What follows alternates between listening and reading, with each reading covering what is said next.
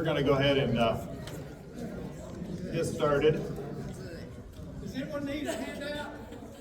You are behind the game. Oh, there's someone back in the back there. Sherry.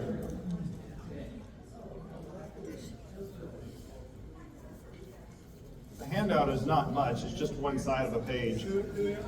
Sherry needs one.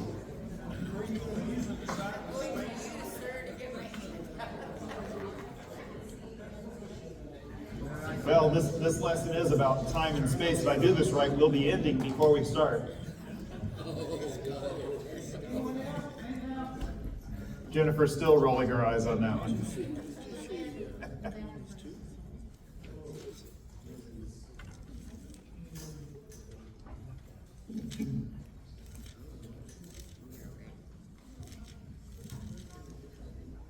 So welcome.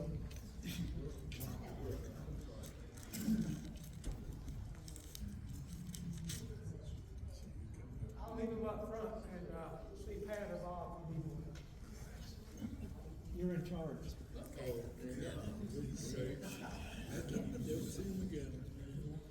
There are a few different sections to this class, and I'm going to be kind of moving fast.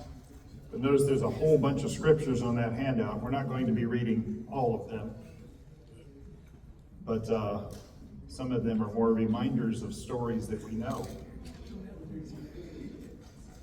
It's my goal this morning to challenge at least someone in this room to think differently. Every one of us has lived our lives and had experiences that help shape the person we are today and how our minds operate. I feel very strongly that only when we learn to step out of our own story and into the story of another, only then can we begin to understand the stories of others. To keep the next 45 minutes in perspective, this class is the result of my own twisted story.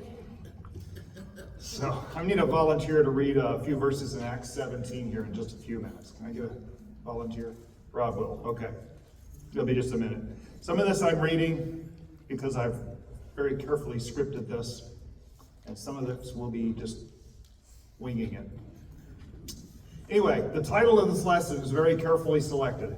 A lot of what I'm sharing here today is a result of many months of thought, study, and consideration. This title is, in fact, the outline in reverse order for the lesson.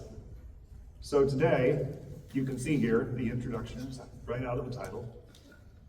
First point and the second point. So, as far as the introduction, this lesson is presented, first of all, in the full understanding and strong belief that our God and Creator is all-powerful, all-knowing, and always present in our lives and in our world in person. Whoops, it's going the wrong way. How about that? That's what I was not wanting to happen.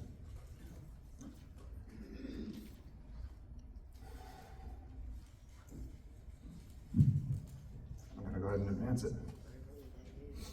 God's sovereignty is His freedom from external control. His aseity means He is sufficient to Himself, independent of anything outside Himself. God's eternality is His aseity with respect to time, the Lord of time, existing above and apart from it, but free to enter it to accomplish His purposes. Rob, would you read verses 24 through 30? Because I like how Paul said it, speaking at the Areopagus. Acts 17, 24 through 30. Yes. The God who made the world and everything in it is the Lord of heaven and earth. He does not live in temples built by human hands. And He is not served by human hands, as if He needed anything. Rather, He Himself gives everyone life and breath and everything else. In one man He made all nations, that they should inhabit the whole earth. And He marked out their appointed times in history and the boundaries of their lands. God did this so that they would seek Him and perhaps reach out for Him and find Him, though He is not far from any one of us. For in Him we live and move and have our being. As some of your own poets have said, we are His offspring. Therefore, since we are God's offspring, we should not think that the divine being is like gold or silver or stone, an image made by human design and skill. In the past, God overlooked such ignorance, but now he demands all people, everywhere, to repent.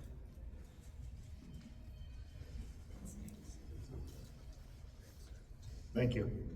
Any perceived contradiction to these statements, and this is all for the basis of the rest of the lesson.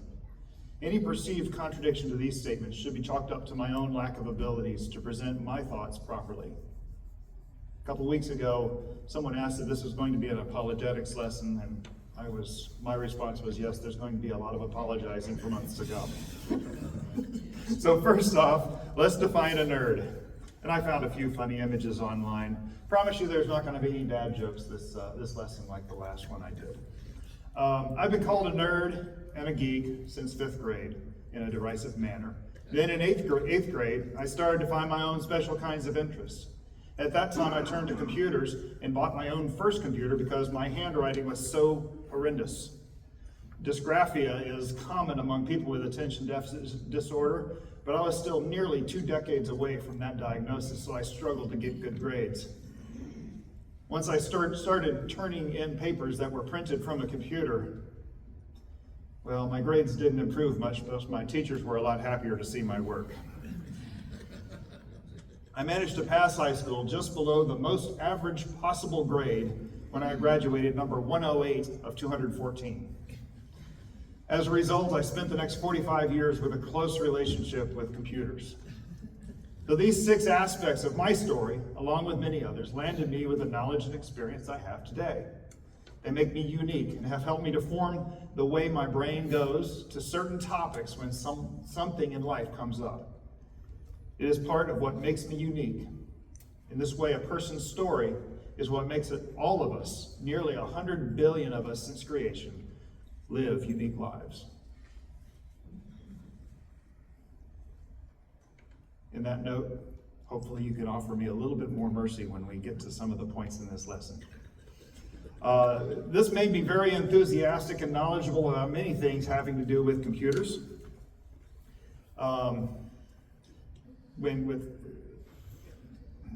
Lost my place here. Verbal and emotional abuse in school caused me to seek escape in science fiction, like reruns of old Star Trek and Doctor Who TV series. Anybody else watch those? Yeah, I think they're up here. Who's Doctor Who? Who watched the old Doctor Who's? That's not as common. I love that series. Star Trek is a TV series about space travel and adventure that occasionally includes travel through time. Doctor Who is the story of a Time Lord from Gallifrey traveling through space and time. Looking back, it's no wonder to me that space and time should enter my mind when trying to understand difficult concepts. So now Doctor Who is pure imagination. It's poppycock, as the British would say. It was a British series. But Star Trek has played an important and essential role in some of our modern conveniences. So many things that we have in our lives came from Star Trek. And, there we go. One of the first things, tablet computers. Those were first introduced in Star Trek in 1966. 66? The hypo spray. Did you know that was invented or conceived of on Star Trek? The universal translator. We sit here with our phones and we can translate to any language, can't we? Bond uses that every week. Yeah, he does. That's right, Bond does use it. Tricorders. We now have small handheld devices. I wish Luke was here. We have small handheld devices that you can use to diagnose sicknesses, illnesses, all kinds of things that we couldn't do. Some of them are in cutting edge technology. Of course, past few years, telepresence, Zoom. We can be anywhere we want to be. How about this? Communicators. I spend more time looking for that. On a more technical note, the antimatter that powered everything in Star Trek, the Enterprise, that antimatter was theoretical and contained in a magnetic container. In 2002, the CERN Super Collider made antimatter.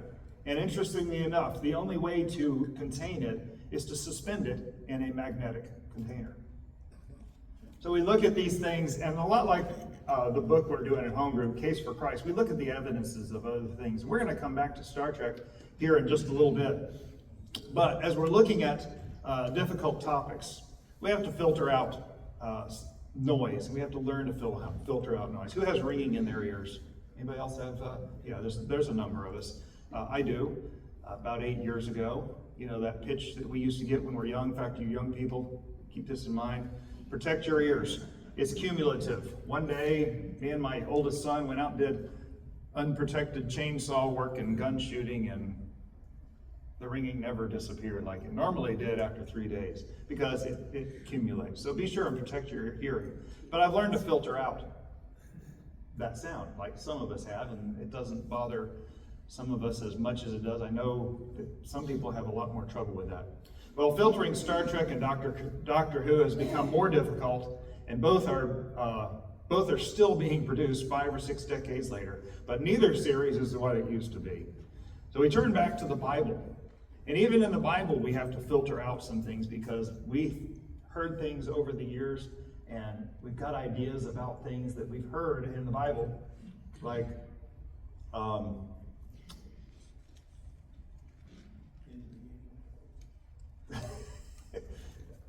doggone, I had something in my mind just a second ago about Mary Magdalene.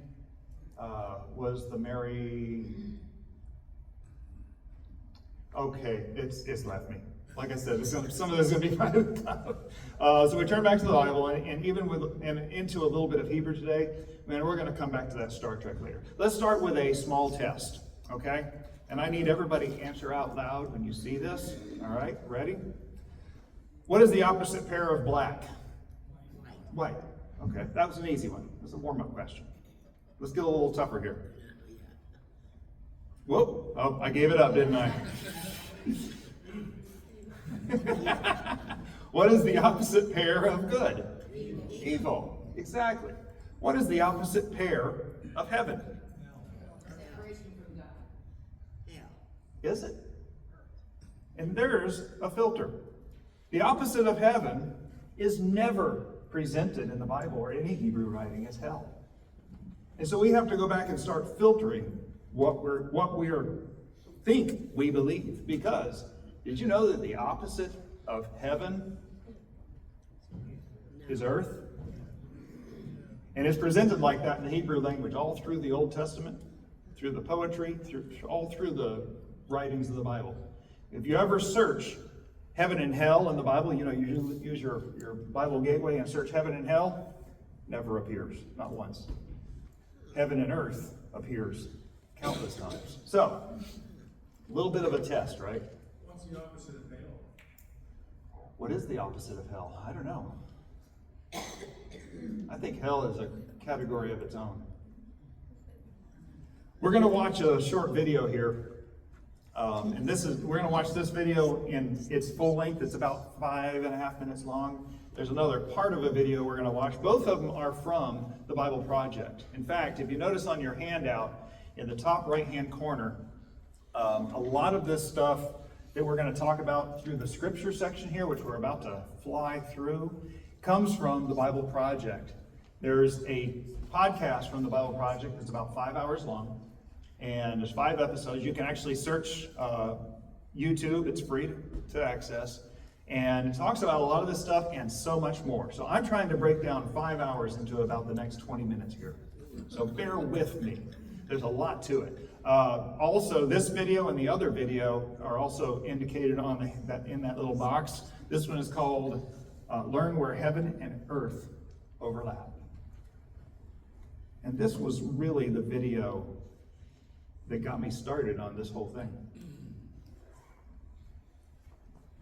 So in the Bible, the ideas of heaven and earth are ways of talking about God's space and our space. So I understand our space really well. We live here, there's trees, rivers, mountains. But my understanding of God's space gets a little fuzzy.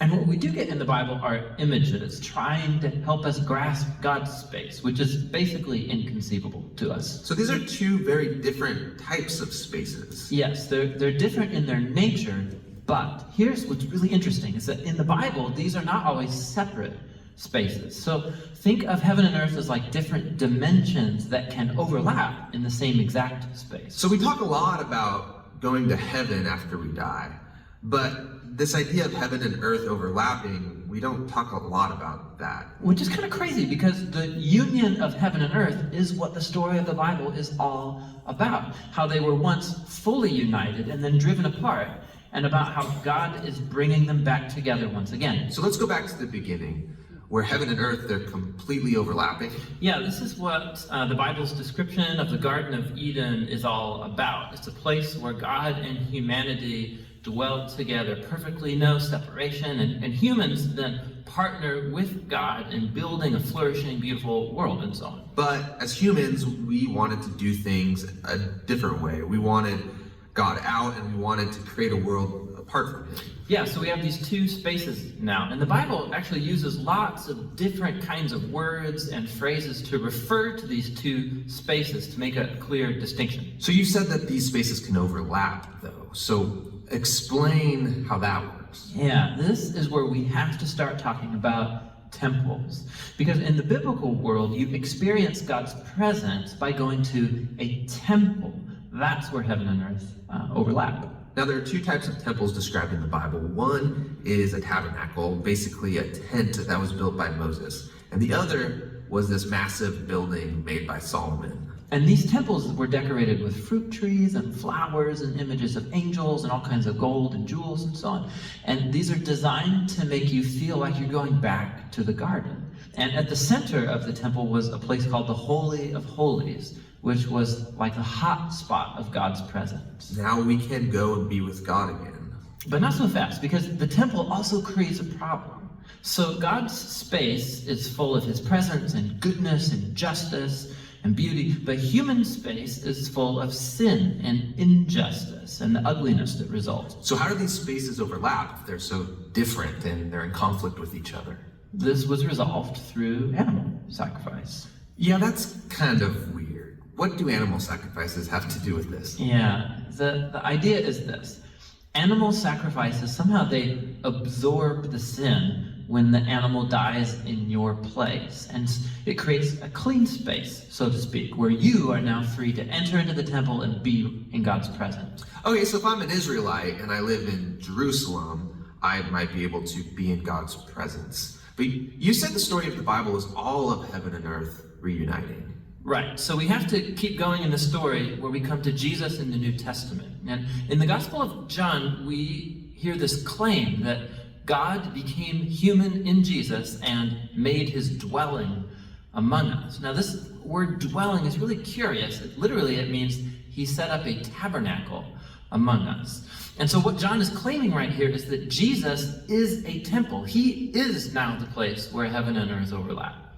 What's interesting about Jesus is that he isn't staying in this safe, clean space. He's running around hanging out with sinners. He's healing people of their sicknesses and forgiving people of their sins. He's basically creating little pockets of heaven where people can be in God's presence, but he's doing it out there in the middle of the world of sin and death. And he keeps telling everyone that the kingdom of heaven is at hand. And he even told his followers to pray regularly that God's kingdom come and that his will be done here on earth just as it is in heaven. But a lot of people are threatened by Jesus and they kill him, which seems to spoil this whole plan to reunite heaven and earth. But we have to go back to a scene earlier on in Jesus' story where John the Baptist saw Jesus and said, "Behold, this is the Lamb of God who takes away the sin of the world." So Jesus isn't just talked about as being a temple, he's also talked about as being the temple sacrifice. Yeah, so the cross is now the place where Jesus absorbs sin to create a clean space that is not limited like animal sacrifices. Jesus' sacrifice has the power to keep spreading and reuniting more and more of heaven and earth. And this is all really great, but it leaves one big question in my mind, which is, what happens when I die? Don't I just fly over to God's space to be with Jesus? Yeah, so a few times in the New Testament we learn that Christians will be with Jesus in heaven after they die, but that is not the focus of the Bible story.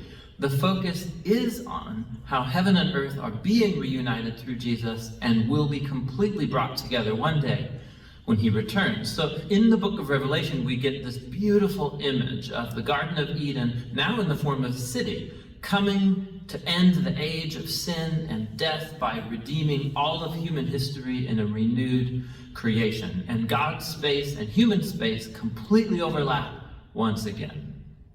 We believe the best. Any thoughts? Does heaven, does earth become heaven at some point? It's a very good question. Let's answer that. And Zach just threw his hands up in the air. What do you think, Zach? I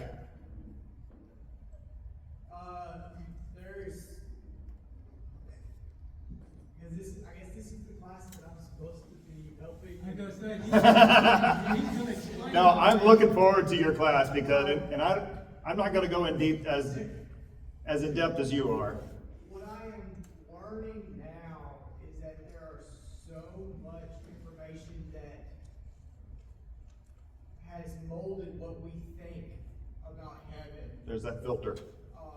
That it causes a lot of interesting ways that we perceive stuff. So the new heaven, new earth is a very interesting way of looking at it, and the two coming together. And I like the word renewed. Is the one that I'm Yep. seeing is a renewed. I'm going to stop you there because, Healed. yes, you're going to be teaching the rest of my lesson here in just a second because I can tell where you're going because that's exactly where we're going. So first of all, let's define the heavens as the place where God dwells, as God's dwelling place, and we long to go. To begin with, the heavens that God created in Genesis, the word is rakia. First of all, it's a pluralized word. It always appears plural in Hebrew. Never appears any other way, which I thought was interesting. What other words do we have in the English language that are always plural? Do we have any words like that? Sheep. Sheep? Yeah. That's a good one. Deer. Huh? Deer, sheep. Deer, yeah. Yeah, I guess sheep is also a singular though. Hare? Okay. Rabbit. Yes, maybe. How about scissors? Do we ever use a scissor? Yeah. Trousers? It's kind of hard to put on a single trouser. Marginalia? Who knows what marginalia is? Margarita. No. Not a margarita. Huh? No, marginalia is that writing in the margins of your book and underlining. That's all called marginalia. But there's never a single marginalia. No. How about glasses? Well, Shenanigans. Wait a minute. Yeah. You have a drinking glass. Yeah, but Then that, you have a pile of drinking glasses. yeah. So it depends on what you're referring to. But you can't look through a glass. Colonel Clink did. That was a monocle. Shenanigans, always plural. You can't be up to a single shenanigan, right? I don't know. Cahoots? He's in cahoots with that guy. Okay, anyway. So, the place that God created, in fact, another thing about that word rakia, it also is similar to a dome or a tent. And we're going to talk about that a little bit more as we go along here. God's dwelling place in the sky is always used. Sorry. God's dwelling place in the skies is almost always used as a metaphor in poetry. In Psalms 11:4, the Lord is in his holy temple. The Lord is in his heavenly throne. He observes everyone on earth. His eyes examine them. So they put him in the sky because that's a really good vantage point for someone who can see everything to be able to see.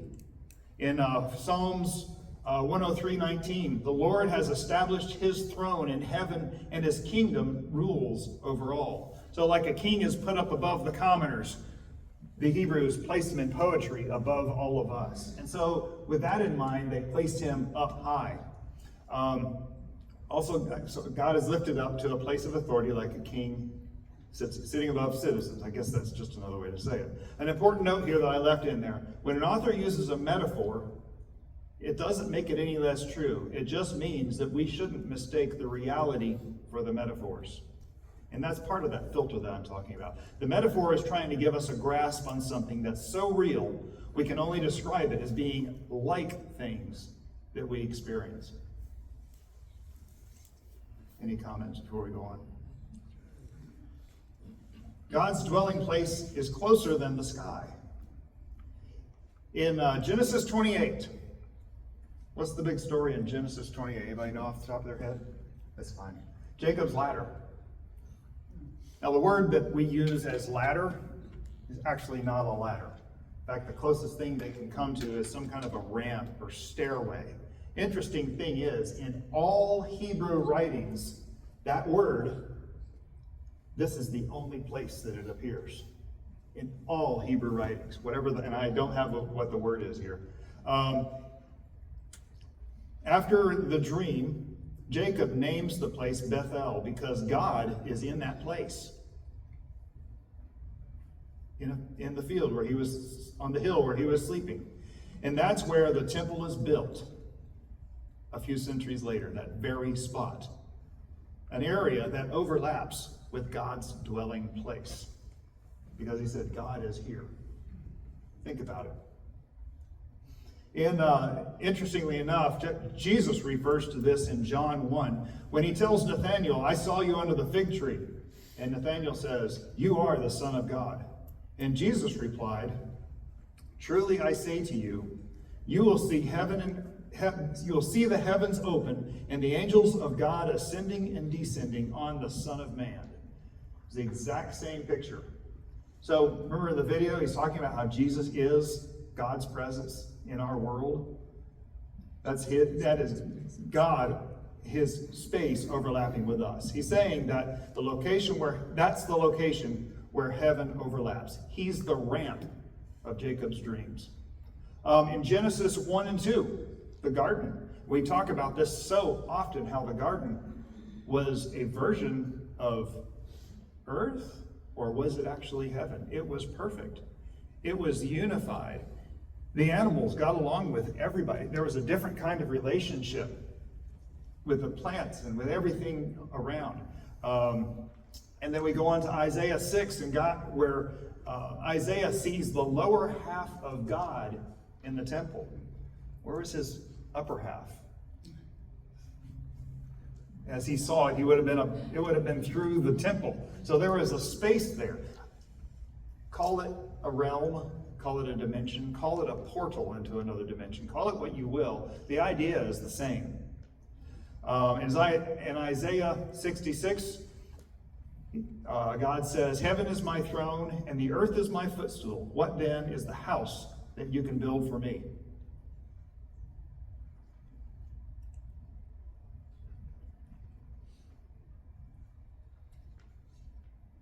Did I get that out of order? Oh, I did get that out of order. Genesis 2 was in there. I changed my slide. I changed my notes after this. There's Isaiah 66. Genesis 2:8 is where earth is heaven and heaven is earth in the garden. I messed that up. So we're going to come on to something different here in a second. What Solomon says in 1 Kings 8, can God really dwell on earth? The heavens, even the heavens of heavens, cannot contain you.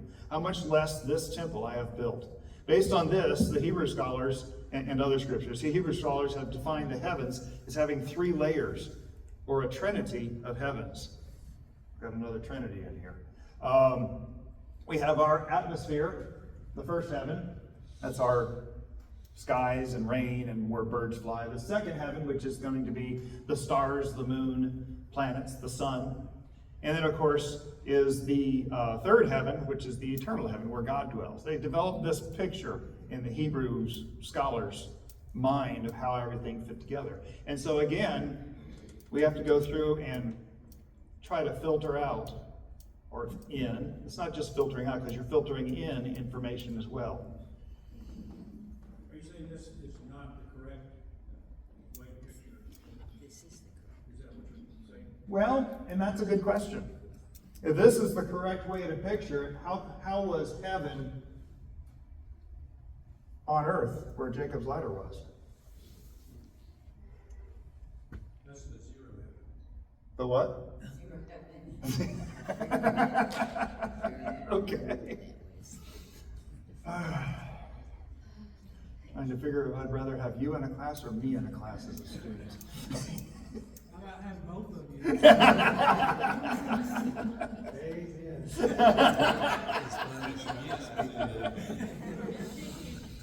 So, when it comes down to it, and to answer that question, heaven is with us.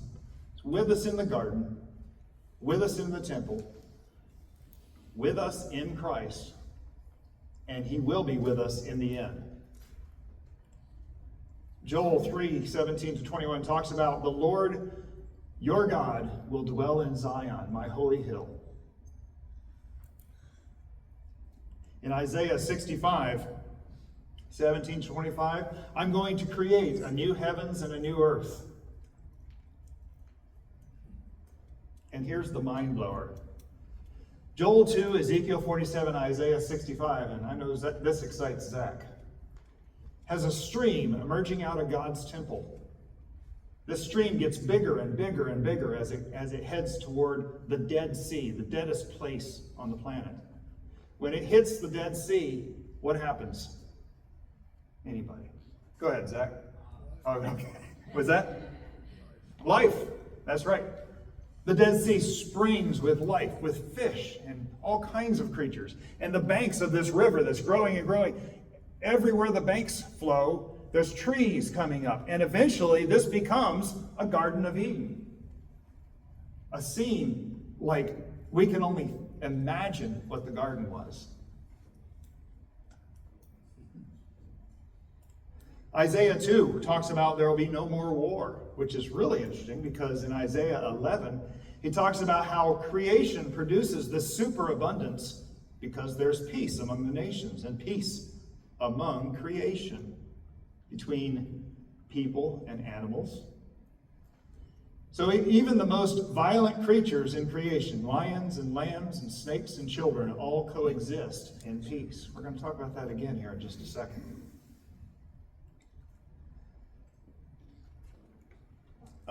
Mark chapter 1. In fact, let's have someone pull Mark chapter 1 up verses 12 to 13. This is kind of interesting. And it's a very subtle thing.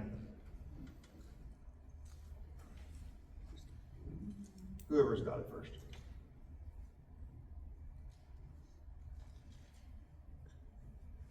You got it, Brett? Oh, sorry. You're on Facebook.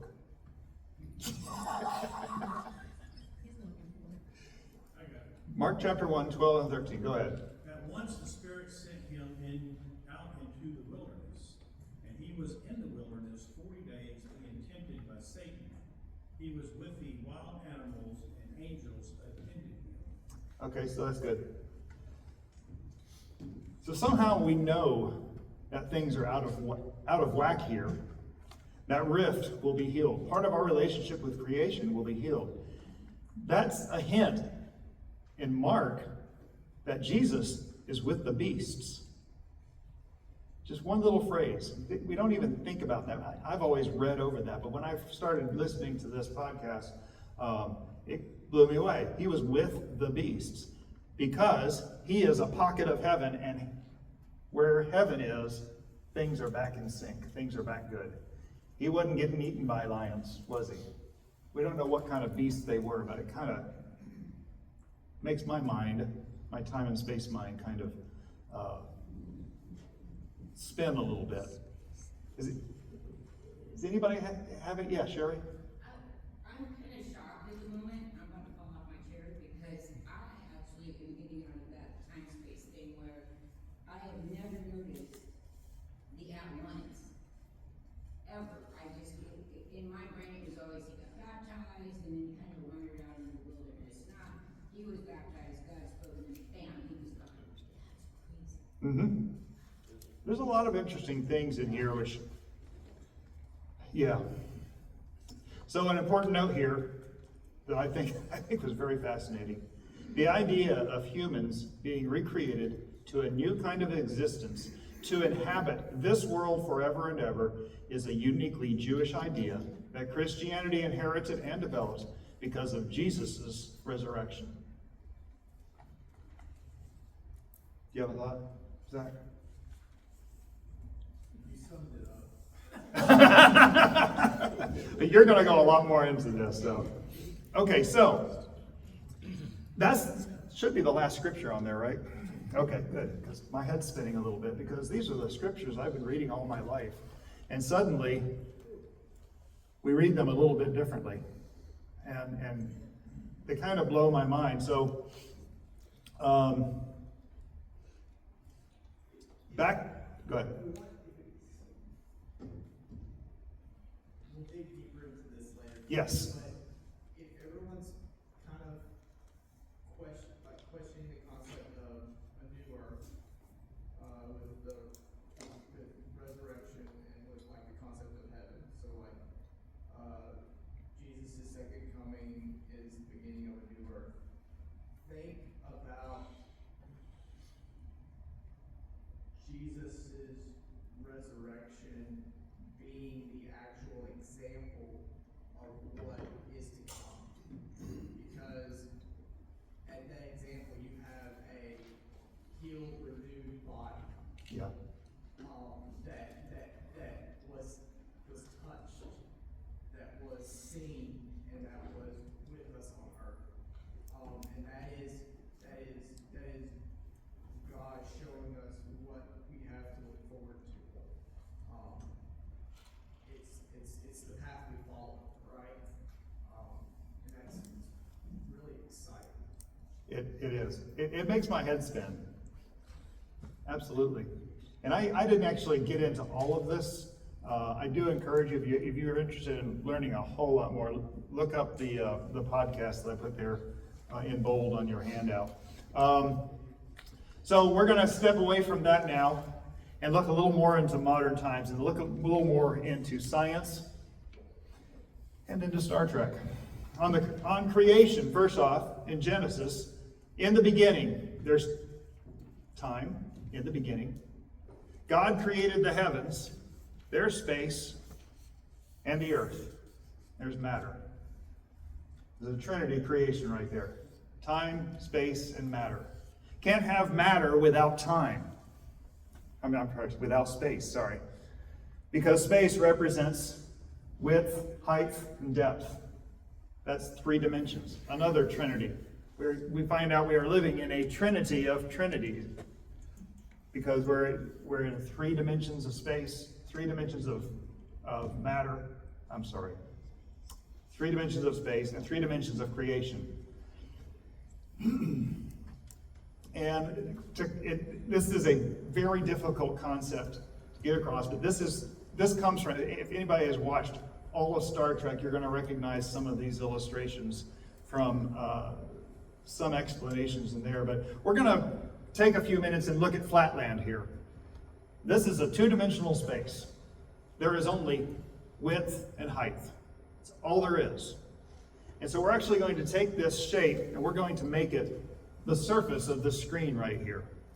It's a all-white world, okay? In this world, we're going to bring in a character. We're going to call him Mr. Blue. And he's happy. If God created him, he's intelligent. Because God can do what he wants to do. So this is an intelligent being in a 2-dimensional world. All he has ever known is width and height. Well, it's not good for Mr. Blue to be alone, so we're going to give him Ms. Orange to join him. And as Mr. Blue and Ms. Orange interact, they can come closer. They can even walk around each other and determine, hey, you're the same shape as I am. It's very elemental stuff, right? Blue and orange is never a good combination. Orange with a little dark would be real good.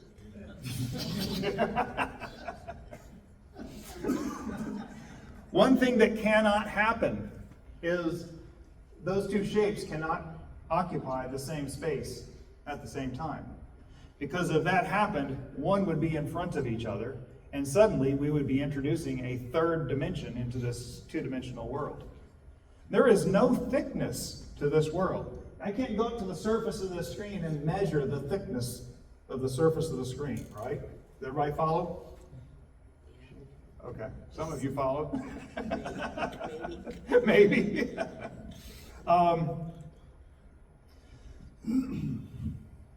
So let's say, for instance, that Mr. Blue, through some miracle of science, is knocked out of that two-dimensional space.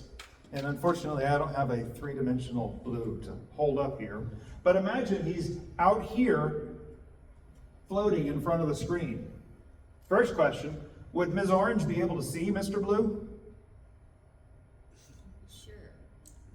No, because she doesn't know how to look in that direction. The only thing she sees is height and width. That's all she can see. She would not. Go ahead, what? She's the same size as he is, so she's seeing nothing. If they're Yeah, they're on the same plane. So she cannot detect him if he's out here. Okay. Now, let's look at Mr. Blue's side of this.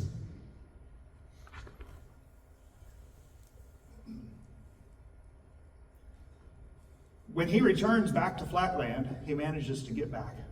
And he's trying to explain to Ms. Orange, you won't believe the place I've seen. It looks so different. Well, where was it?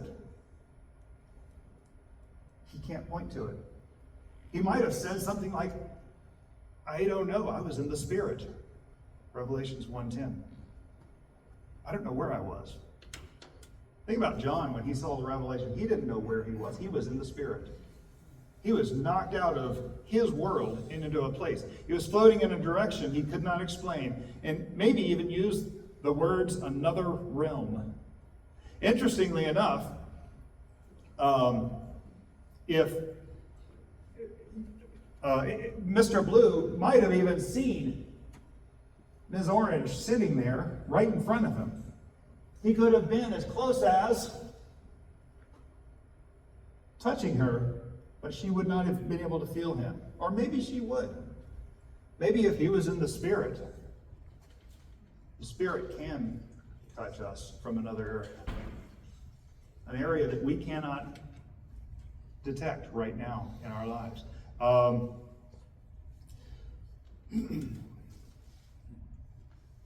So, Ms. Orange asks him, well, can you draw something from this three-dimensional world? So he creates these unimaginable representations of things that he might have seen in that other dimension. This fantastic shape. Oh, not that. That she can't conceive of. But you and I look at that because we're in the three-dimensional world and we know that's a cube. All 6 sides are of the same dimension. He might draw it a different way. Come out completely different. And I'm trying to get you to think of how Ms. Orange would feel and how we would feel if someone was trying to stand before you today and tell you that there's another dimension out there that we cannot detect, that we cannot see. We cannot point to the Spirit of God. He's all around us, but where exactly is he? And so we might come up with something quite fantastic, another shape with 24 sides, where every side has the exact same dimensions in that other area. Might look something like that. And this is a 4-dimensional shape squeezed into a 3-dimensional world, actually into an even worse, a 2-dimensional world. It's called a tesseract. And it is theoretical. This is not from me. But we can't figure out what things would look like, what a 4-dimensional cube with sides all the same exact side would be. Because we just simply haven't been there. It's an impossible barrier to get past that next dimension. It might be described in Old Hebrew so that they can understand, possibly as a flaming sword flashing back and forth, Genesis 3:24. When Adam and Eve were cast out of the garden, there was a protection that they could never get past. flaming sword and 2 cherubim. It didn't say the cherubim's holding the sword. It just said 2 cherubim and a flaming sword flashing back and forth.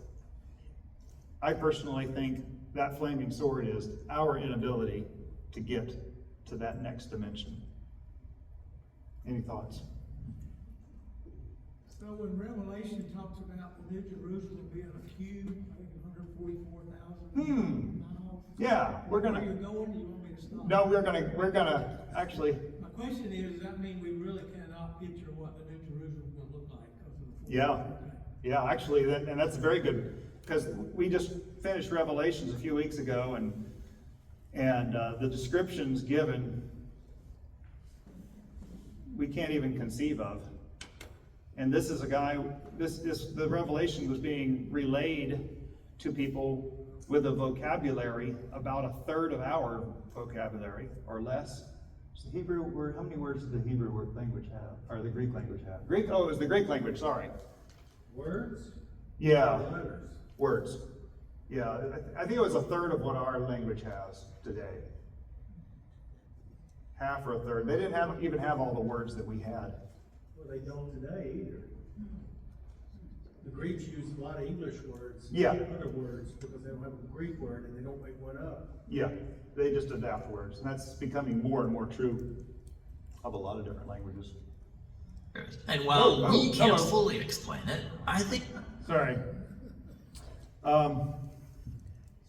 So this is the second video. We're only going to watch about a minute of this, because I want you to see, now that we've talked about this 2D world and how we perceive it and how we perceive things, I want you to think of God for just a minute. I think we can better understand what it is that we can't fully understand. What do you mean? Well, think of it this way. Here's a 2-dimensional plane. And then here's an object with 3 dimensions that's going to pass through the 2D plane. Okay, right. From this perspective, the 3D objects above and below the plane. So that's God. Right? In a 2D world. Trying to get... Son and Holy Spirit. Well, let's get there. I'm just trying to get you to try to think of things in a different way. So now it makes sense, but imagine you were a 2D person stuck on the 2D plane. What would you see? I don't know. What would I see? Well, it would look like this. Oh, yeah, okay. From this perspective, it looks impossible. It's 1 object, and then 2 objects, and then 3. But in reality, they're all one, just not in a way you're capable of understanding. Now, let's take this whole thing as a visual analogy for how we experience God. The claim in the Bible is that God is transcendent, a divine being through whom we live and move and have our being. Or, as God says, I am. Okay, but I live here in this universe, so when God appears, it will make sense in some ways, but in other ways, it will break my categories. Exactly. Okay. So you see where I'm getting at with all of this? This is where my brain has traveled, just because of where my story is. We understand you much better. Wow!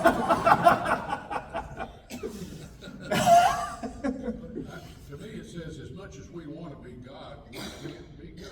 Yeah. We don't have that kind of capability. And I I've- understand where he's coming from. Yeah. So we know there's more to our existence from throughout the Bible.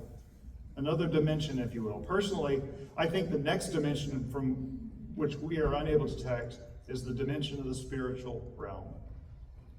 That's my personal, I have no scientific basis to that. Because when we go into a dimension after the spiritual realm, we start looking into other things. Now, I have a note in here.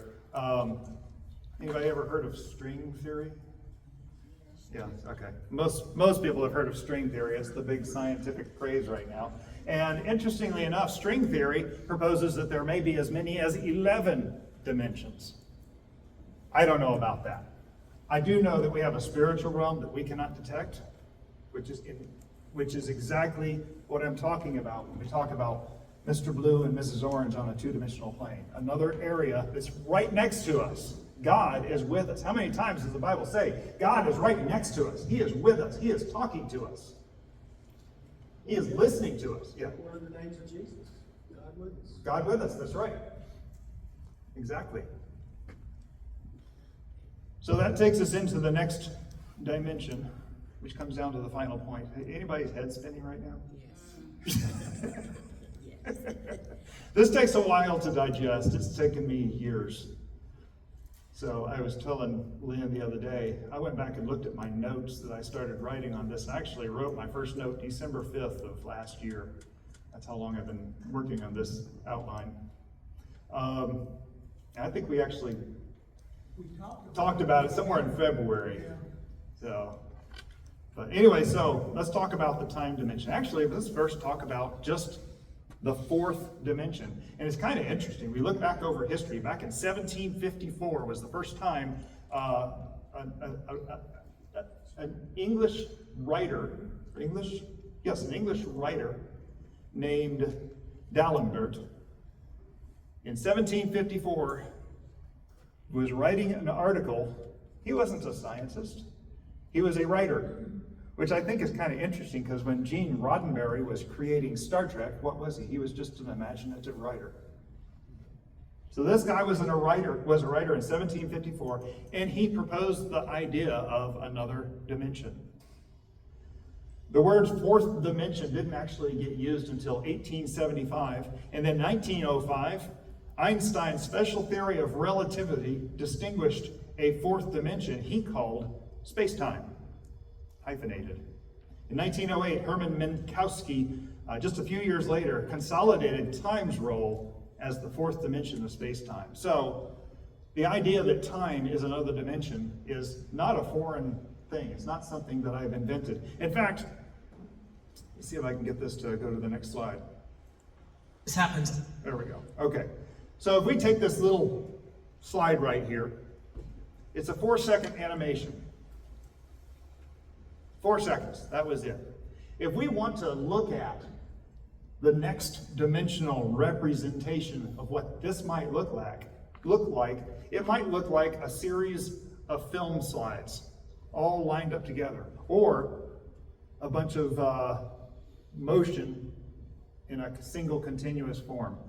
And this is where we come into the strings of time. In fact, if anybody's familiar with the multiverse in Marvel, thank you. Marvel's cinematic universe, the multiverse.